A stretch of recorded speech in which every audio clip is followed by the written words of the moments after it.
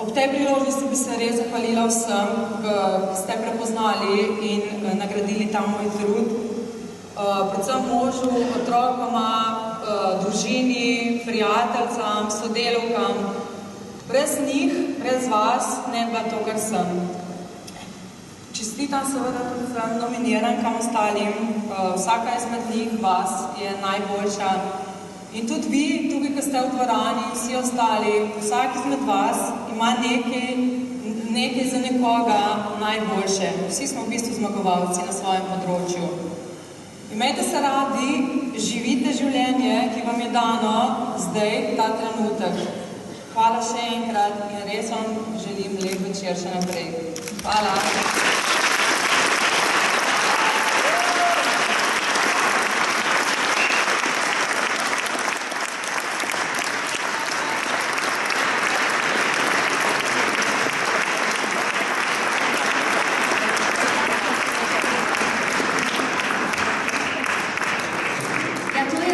Sedaj že 28. izbor za Slovenko leta, naša Slovenka leta. Ja, Himalaja je visoka, a zagotovo to ni najvišji vrh, ki ga bo v svojem življenju še osvojila.